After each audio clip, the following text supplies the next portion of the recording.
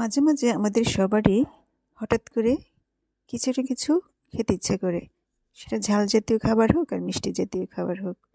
আসসালামু আলাইকুম everyone, Khushi's cooking studio থেকে সবাইকে জানাচ্ছি স্বাগতম। গতকাল আমাদের বাসার সবারই ইচ্ছা করলো লুচি আর ঝাল ঝাল গোশ খাবে। এখানে আমি এই লুচি তৈরি করার জন্য 1 কেজি একটু কম ময়দা নিয়েছি, এর সাথে লবণ আর সয়াবিন তেল দিয়ে নিয়েছি। এবার ভালো করে আমি ময়দার সাথে সেই উপকরণগুলো ভালো করে মিশিয়ে নিচ্ছি। ভালো করে মিশিয়ে নিয়ে আমি এখানে এখন একটা সফট ডো তৈরি করব। অল্প অল্প করে পানি মিশিয়ে একটা সফট ডো তৈরি করেছি। এটা আমি কিছু সময়ের জন্য রেস্টে রেখে দেব। এই ফাঁকে আমি মুরগিটা রান্না করে নেব। আমি এখানে 1 কেজি পরিমাণ একটা মুরগি নিয়েছি। এখন আমি মুরগির মাংসটা ভালো করে ধুয়ে নিচ্ছি পরিষ্কার পানি দিয়ে। ভালো করে পরিষ্কার পানি দিয়ে ধুয়ে এদিকে মশলা রেডি করে নেব। এই জন্য আমি এখানে শুকনো ঝালটা একটু ভিজিয়ে নিয়েছি কিছু সময়ের জন্য।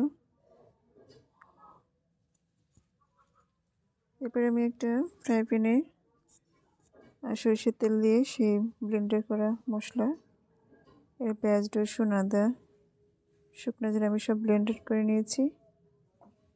মশলাগুলো দিয়ে আমি ভালো করে কষিয়ে নিচ্ছি।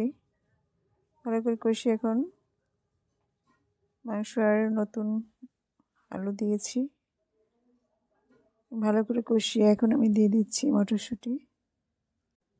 মটরশুঁটি সাধারণত শীতকালে পাওয়া যায়, আর মটরশুঁটি দিয়ে রান্না করতে আমার খুবই ভালো লাগে, আর এর পুষ্টিগুণ অনেক।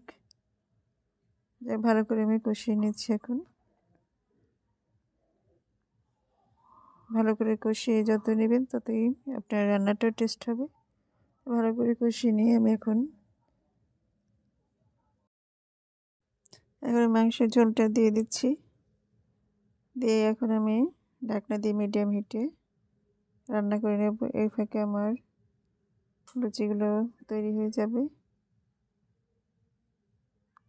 একসার পরে আমার সবগুলোই রেডি হয়ে গেল। গরম গরম লুচি আর ঝাল ঝাল মাংস আচ্ছা এখন পরিবেশন করলাম। আসলে সবাই মিলে গরম গরম লুচি আর ঝাল ঝাল গোশ খেতে ভালোই লেগেছিল। ভিডিওটি ভালো লাগলে অবশ্যই লাইক, কমেন্ট, শেয়ার করবেন। সবাই ভালো থাকুন, সুস্থ থাকুন। আজকে এই পর্যন্তই। আল্লাহ হাফেজ।